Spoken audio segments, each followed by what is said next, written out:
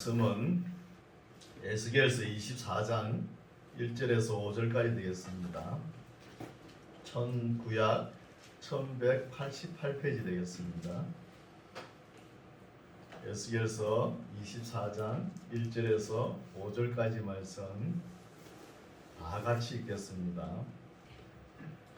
24장 1절 제9년 10월 10일에 여호와의 말씀이 내게 임하여 가라사대 인자야 너는 날짜 곧 오늘날을 기록하라.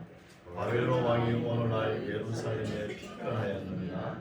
너는 이 패역한 족속에게 비유를 베풀어 이르기를 주 여호와의 말씀에 한 가마를 걸라.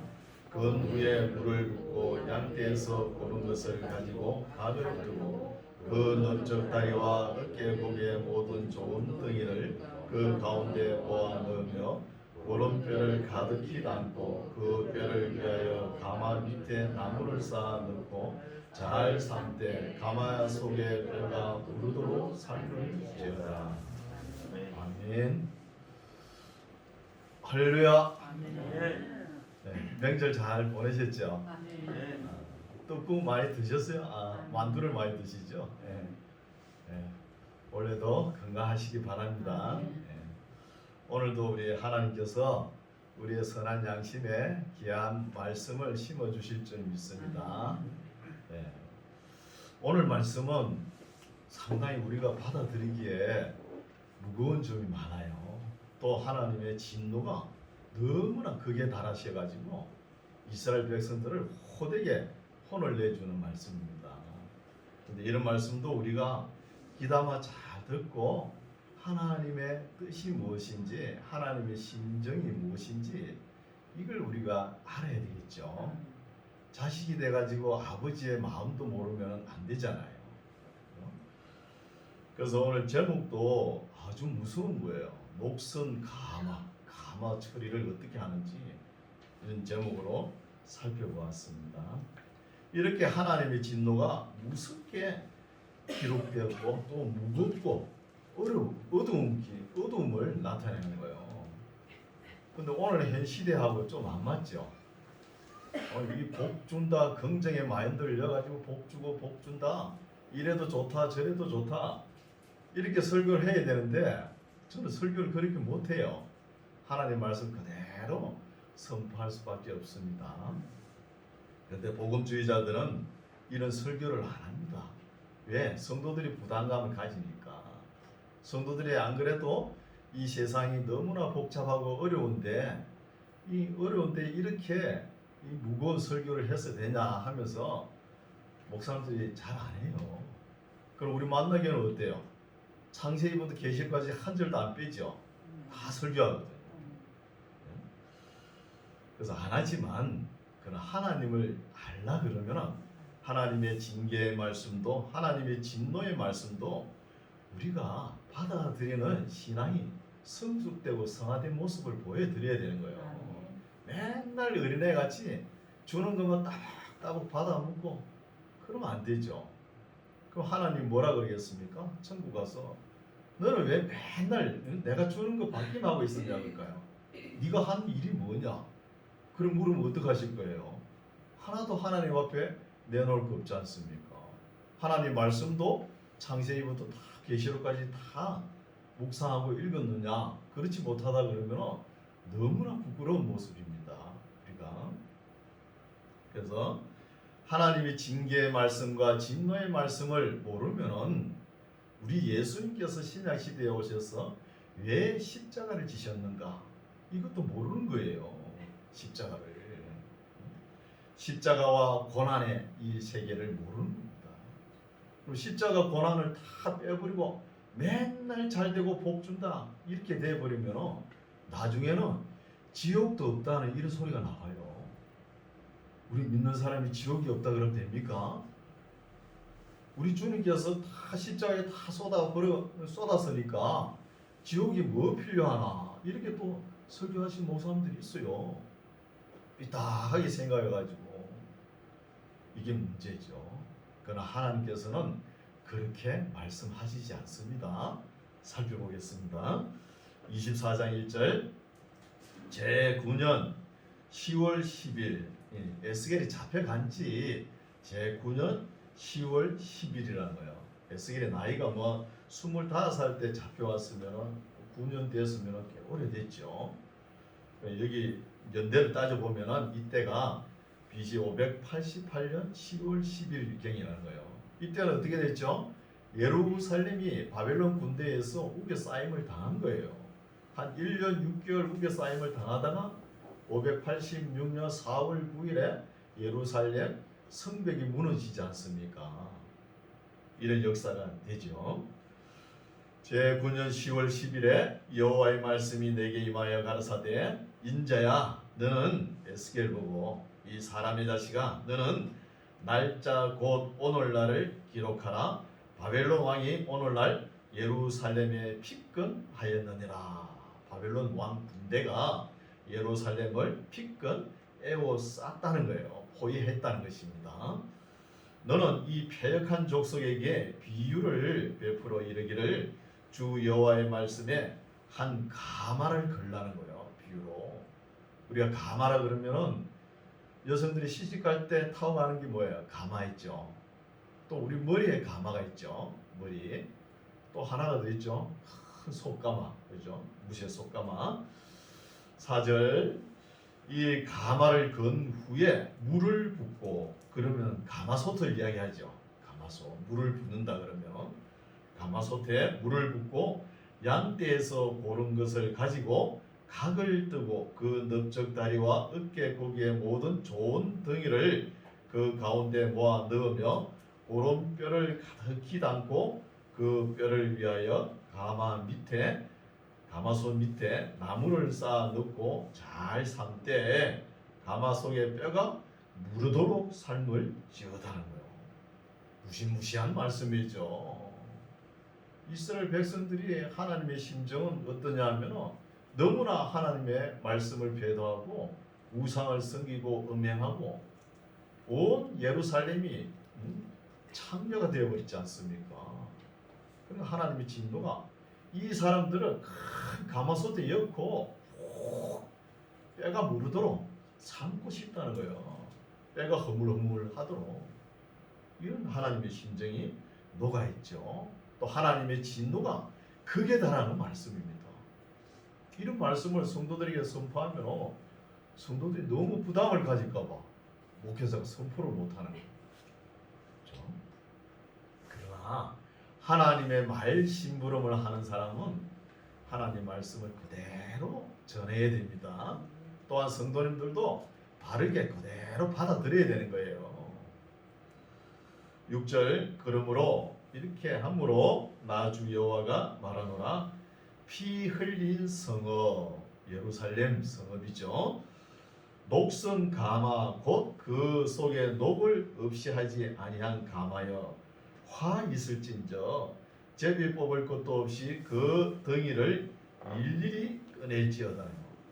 녹슨 가마 비유로 하셨죠. 녹이 왜 씁니까? 그 안에 모든 찌꺼기가 불순물의 찌꺼기가 이 솥에 드드드드 붙어 있다는 거예요. 이게 예루살렘이 범행한 죄라는 거예요. 죄을이 정축해가지고 지금 큰 가마솥에 들러붙어 있다는 거예요. 그럼 이걸 제거해야 될 거 아닙니까? 그래서 가마솥 밑에 장작불을 떼는 거예요. 안에 뼈가 무르도록. 그래서 죄악이 누르붙은 가마를 이제 벗기는 것입니다. 이 피를 어려운 사람들의 피를 많이 흘렸죠. 예루살렘이. 세계 어느 곳을 가도 예루살렘 성만큼 피를 많이 흘린 성이 없어요. 어려운 자나 악한 자나 전쟁을 통해서 엄청난 피를 흘리지 않습니까? 하나님의 피도 쏟아졌죠. 우리 예수님 피가. 그런 곳이라는 거예요. 6절 그러므로 나 주 여호와가 말하노니 피 흘린 성읍 녹슨 가마 곧 그 속에 녹을 없이 하지 아니한 가마여 화 있을진저 제비 뽑을 것도 없이 그 덩이를 죄악의 덩이를 일일이 꺼낼지어다. 그 피가 그 가운데 있으며 피를 땅에 쏟아서 티끌이 덮이게 하지 않고 말간 반석 위에 두었도다. 내가 그 피를 말간 반석 위에 두고 덮이지 않게 하면 분노를 발하여 보응하려 함이로라는 거예요. 하나님의 심정이 어떠냐 하면은 지금 피를 흘리거나 이 죽은 시체는 땅에 묻어야 되죠. 하나님은 묻고 싶지 않다는 거예요. 빨간 반석 위에 피를 그대로 놔두고 싶다는 거예요. 바짝 마르도록. 또 시신을 땅에 묻고 싶지 않다는 것이죠. 하나님의 감정이, 진노가 이렇게 극에 달하는 말씀입니다. 9절 그러므로 나 주 여호와가 말하노라 화 있을진저 피를 흘린 성읍이여 내가 또 나무 무더기를 크게 하리라 나무를 많이 쌓고 불을 피워 그 고기를 삶아 녹이고 국물을 졸이고 그 뼈를 태우고 가마가 빈 후에는 숯불 위에 놓아 뜨겁게 하며 그 가마에 놋을 달궈서 그 속에 더러운 것을 녹게 하며 녹이 소멸하게 한다는 거예요. 그 고기를 가마솥에 넣고 뼈를 꼬아가지고 뼈가 탈 정도로 뼈를 이제 꼬아가지고 또 그것도 다 걷어내고 가마솥에 더덕더덕 붙은 거 이것도 부시럭부시럭 일어나게끔 다 끄집어낸다는 거예요. 다 완전히 소멸되게끔 이렇게 기록해놓은 거 보니까 우리나라 사람들하고 비슷하죠. 우리나라도 어떻게 해요? 그 무시해서 가마솥 가져오면은 어떻게 합니까? 그 길들이죠. 길들일 때 돼지비계 큰 덩어리를 가져가지고 솥에 셀이 달궈가지고 그죠? 그걸 탁 벗겨내지 않습니까? 그 길이 든다 그러죠. 그런 심정인 거예요, 하나님께서. 그래서 돼지비계를 가져와가지고 이렇게 길을 들이면은 가마가 속가마가 길이 들어가지고 그 소칠 무쇠 소치를 보면은 그 안에 그 껍데기에는 조금 철이 있지만 그 안에는 흙입니다. 흙이 다 차지하죠. 그러니까 이렇게 비계로 길을 들이는 것이죠. 그리고 여기에는 비유로 말씀하셨지만 이렇게 녹을 비교한 것이 누구죠? 그 시대의 지도층 방백들이에요. 거짓 선지자들. 이런 사람들은 그냥 말 안 듣는 사람들은 하나님께서 무쇠 솥에 엮어 끓이고 막 이렇게 이 녹을 베끼고 싶다는 거예요. 이런 심정이 녹아 있습니다. 하나님께서. 그래서 우리 존 칼빈 신학자가 말씀하셨죠. 하나님이 인간들과 대화를 할 때 말을 더듬는다고 말씀하셨어요. 말을 더듬는다고. 왜? 인간 세상에는 하나님의 언어를 알아듣지를 못하니까. 우리 예수님도 복음을 전가하실 때 그랬죠. 마치 천국은 뭐뭐와 같더라. 이렇게 비유로 말씀하지 않습니까? 이런 심정이죠. 12절 이 성읍이 수고함으로 스스로 공비하나 많은 녹이 그 속에서 벗어지지 아니하며 불에서도 없어지지 아니하는 도다는 거예요. 예루살렘의 죄가 너무나 눌어붙어 있으니까 아무리 무쇠솥을 갖다 놓고 불을 피우고 벗겨내도 벗겨지지 않다. 13절 너의 더러운 중에 죄가 어떤 것이냐? 엄난이 하나이라 내가 너를 정하게 하나 너가 정하여 지지 아니하니 내가 너에게 향한 분노를 풀기 전에는 내 더러움이 다시 정하여 지지 아니하리라. 나 여호와가 말하였은즉 그 일이 이룰지라 내가 돌이키지도 아니하며 아끼지도 아니하며 뉘우치지도 아니하고 행하리니 그들이 내 모든 행위대로 너를 심문하리라. 나 주 여호와의 말이니라 하셨다 하라. 에스겔을 보고 내가 이렇게 말했다고 네가 전해라 이거죠. 하라는 거예요. 하나님께서는 지금 칼을 갈고 계시는 거예요. 마강된 칼을. 뭐죠? 마강된 칼이 바벨론이라는 큰 나라, 큰 나라를 들고 제일 먼저 예루살렘 목을 치고 그 다음에는 예루살렘 목 칠 때 옆에서 구경한 나라들 있죠? 전부 다 목을 치는 거예요. 바벨론의 나라는 칼을 가지고. 그래서 하나님의 분노가 이렇게 극에 달했다는 것은 무엇입니까? 하나님을 경외하지 않았다는 거예요. 하나님의 말씀과 규례를 지키지 않았다는 것입니다. 오늘은 또 말씀 지키지 않다 구약 이야기를 하면은 율법주의라고 또 매도하고 이게 진리가 통하지 않는 시대가 되어버렸어요. 진리가 통하지 않는 시대.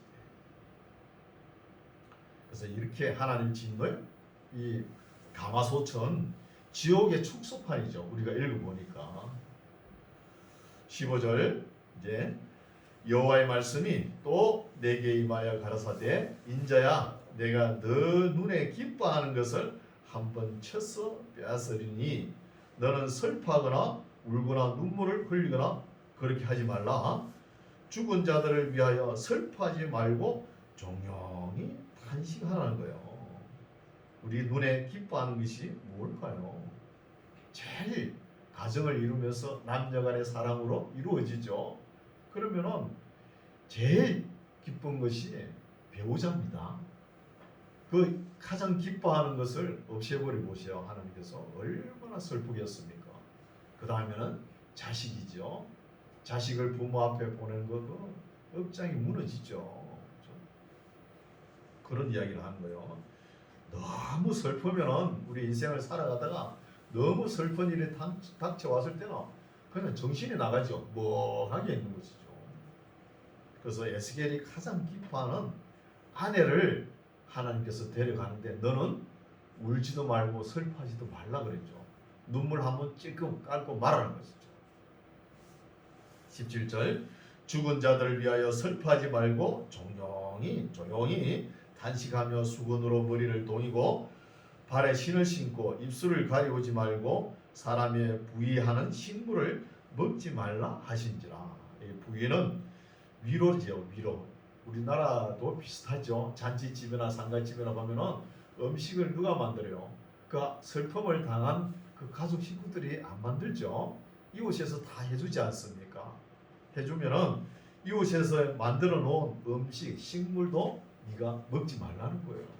먹지 말고 내가 아침에 백성에게 고하였더니 저녁에 내 아내가 죽기로 아침에 내가 받은 명령대로 행하는 거예요.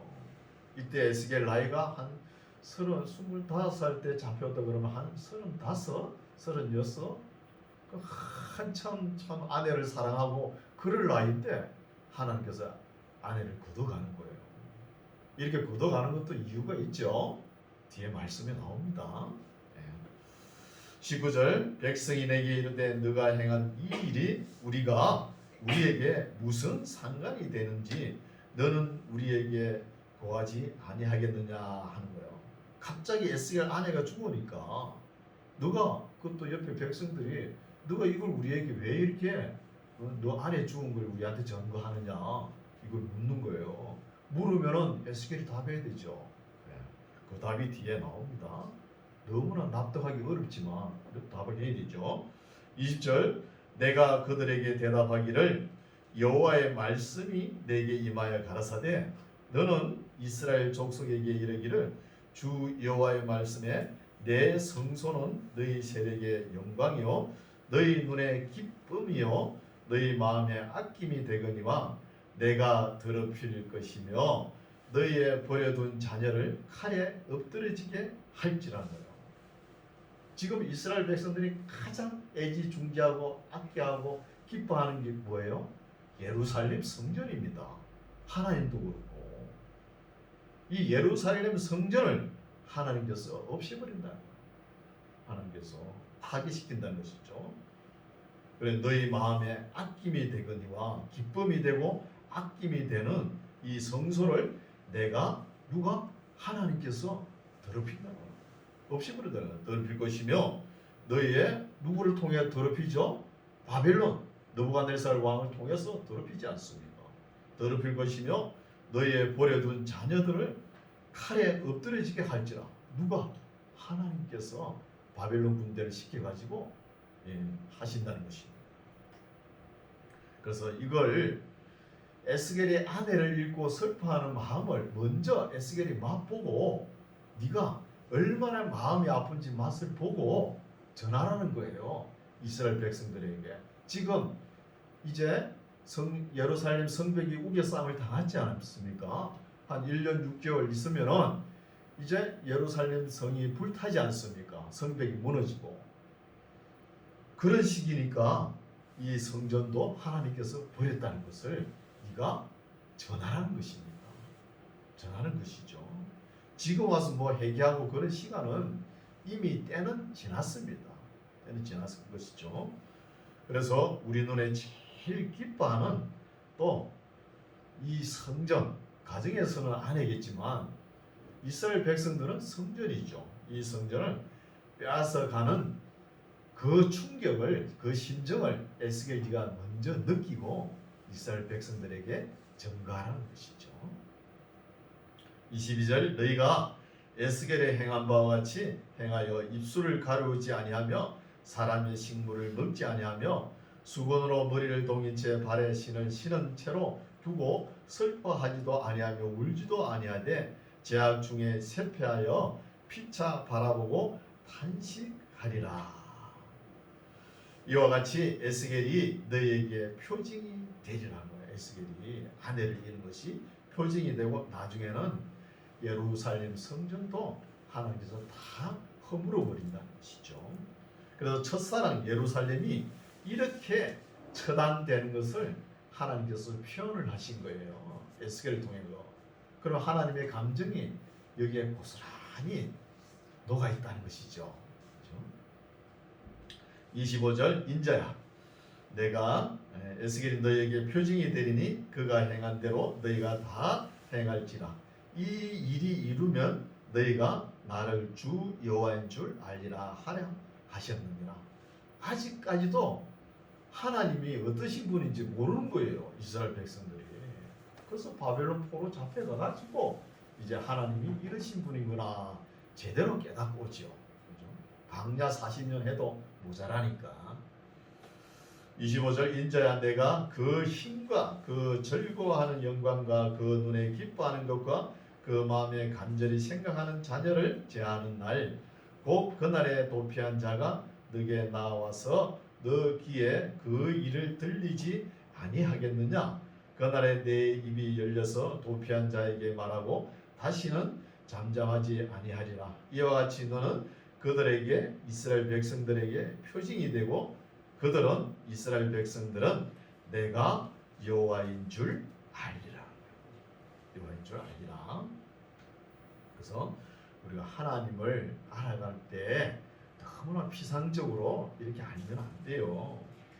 그냥 오늘날 설교가 너무 세상적으로 흘러가다 보니까 그냥 복에만 치우쳐가지고 하나님을 반턴도 몰라요. 그래 되면 하나님의 사랑이 이루어지지 않으면 몸살을 앓는 이런 하나님의 심정을 읽어내야 되는데 전가하지를 못하는 거예요. 이 말씀은 문제가 있죠. 그래서 잘되고 복주는 하나님만 알고 있으면은 하나님을 모른다는 거예요. 반턴도 모르는 것이죠. 맨날 잘되는 복 준다는 그 말 뭐 어떻게 성경에서 어떻게 가져왔는지 계속 그거만 증거해요. 그런데 성도들이 착각하기 쉬워요. 지금도 기독교가 안 되고 안 된다고 말을 안 해요. 정직하게 이야기를 해야지. 안 되고 안 되지만 우리가 끼어서 경성하여 끝까지 복음을 전해야 된다. 이게 우리의 사명이지 않습니까? 이걸 증거하지 않는 것이죠. 문제가 되죠.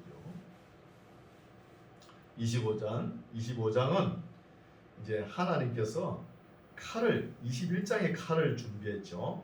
칼을 준비하고 22장, 23장에는 국문하시죠. 신문하시죠. 너 죄가 이러이러하니까 내가 너희들을 멸망시킨다. 국문하고 24장 방금 읽었죠. 큰 가마솥에 이어서 뼈가 무르도록 확 구워오죠. 이게 참수입니다.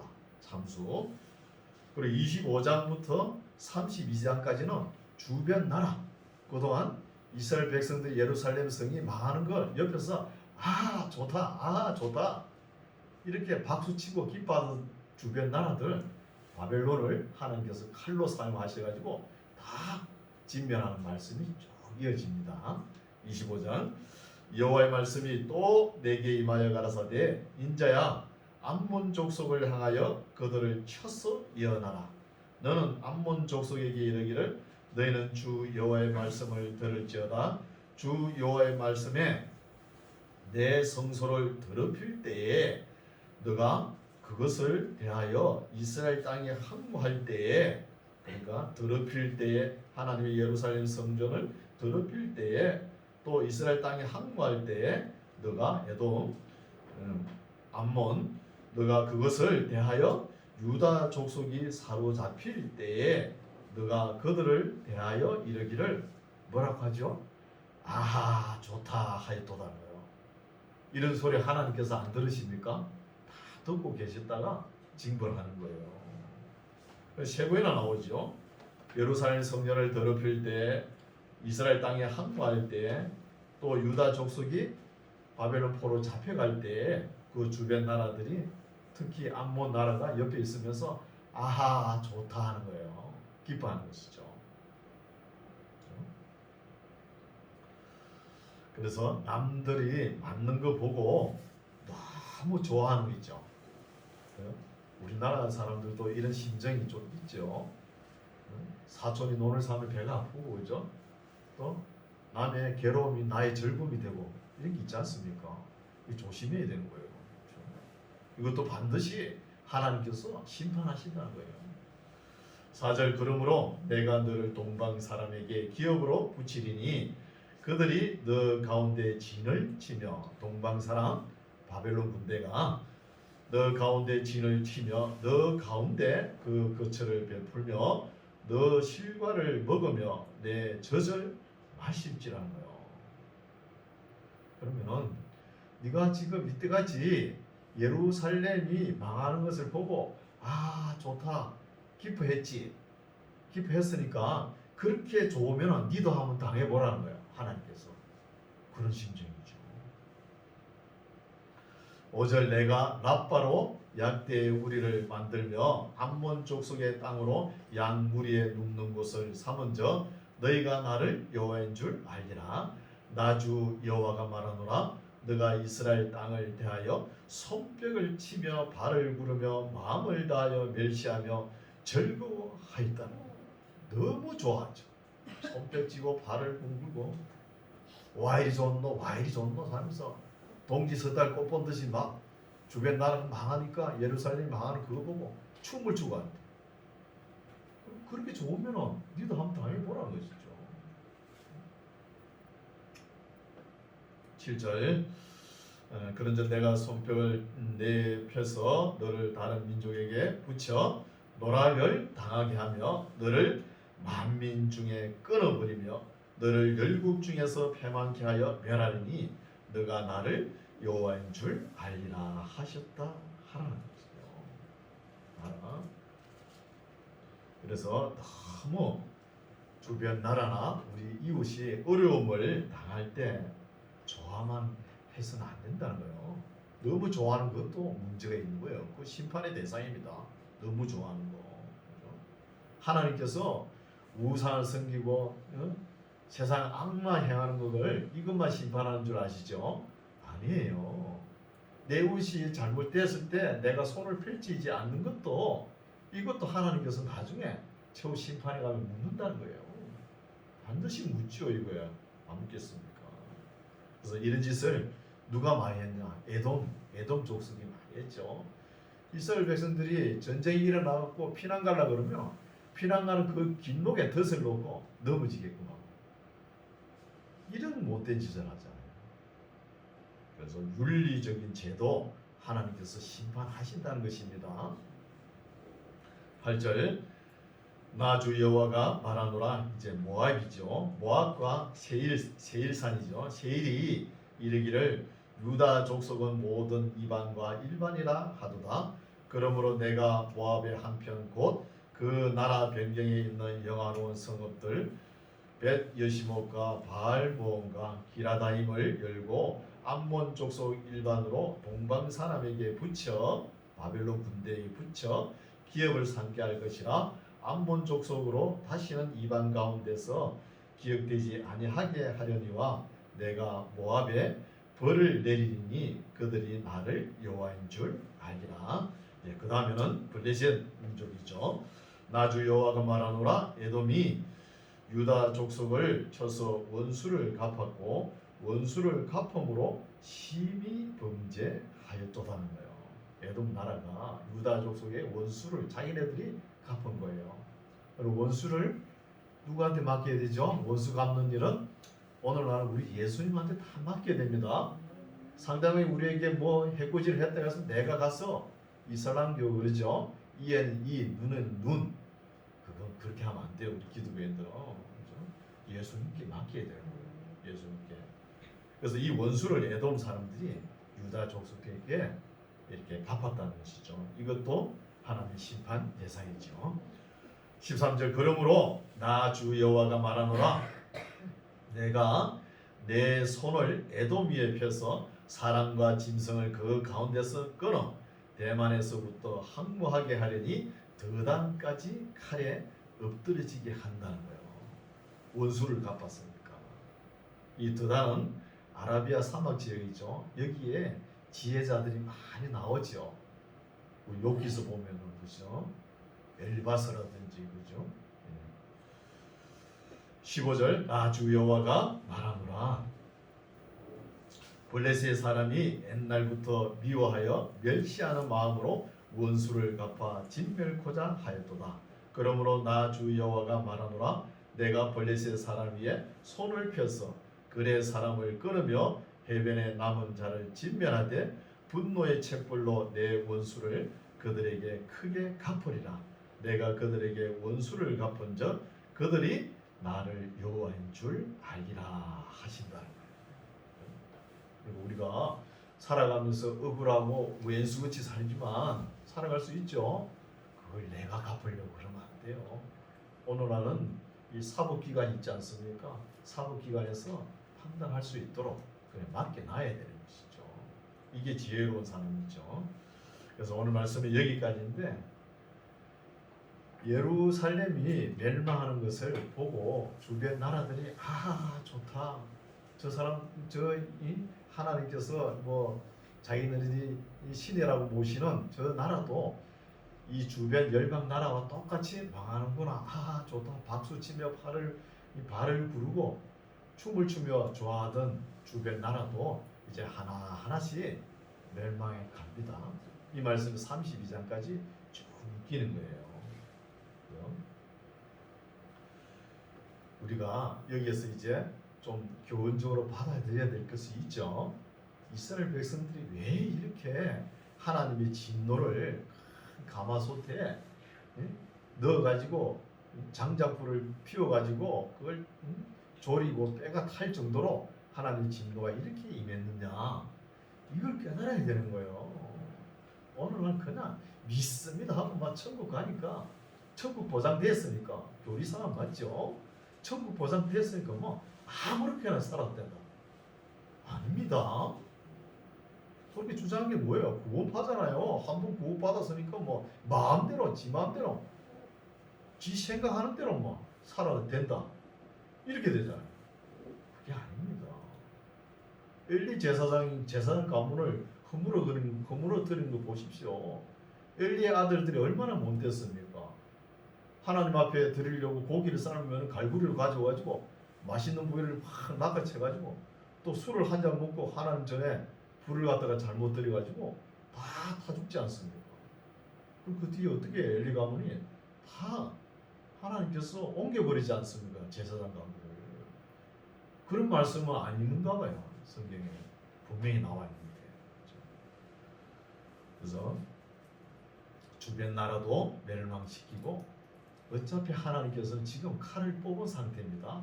하나님의 진노가 다 하나님께서 원하신 대로 다 하시고 난 뒤에 포로기한 시킵니다. 그것도 시킬 때 메데 페르시아 제국 고레스 황제를 들어 써가지고 포로기한 시키지 않습니까? 이런 역사를 우리가 읽음으로 인해서 우리가 과연 오늘날 우리가 신앙생활을 바르게 하고 있느냐, 이게 중요하죠. 이것을 우리가 바르게 알고 구약의 이런 말씀을 우리가 읽음으로 인해서 우리의 신앙생활을 한번 비춰봐야 되는 거예요. 비춰보면서 잘못된 것은 고쳐나가야죠. 아직까지 시간이 있지 않습니까? 시간이 있습니다. 주님 오시려면 세계가 더 무르익어야 돼요. 그렇죠? 시간이 있으니까 빨리빨리 하나님의 말씀으로 돌아와서 말씀에 경성하게 바로 서는 저와 여러분 되시기 바랍니다. 기도하겠습니다. 거룩하신 하나님, 은혜를 감사합니다. 하나님께서 이스라엘 백성들이 무엇을 잘못했는지 하나님 말씀과 규례를 배도하고 또 세상 우상을 섬기고 악을 범하는 말씀을 살펴보았습니다. 그 결과 하나님의 진노가 어떻게 임하는지 살펴보았습니다. 이렇게 행하는 이유는 다 우리가 하나님의 자녀로서 부족한 것 때문인 줄 믿습니다. 오늘날도 우리가 바르게 이런 말씀을 잘 깨닫고 믿음 생활 잘 하는 우리 만나교회 성도들 되게 하옵소서. 믿음이 항상 어린아이에 멈추지 않고 성화되고 성숙된 모습으로 하나님을 잘 경외하는 우리 모두가 되게 하옵소서. 감사드리며 우리 구주 예수님 이름으로 기도드립니다.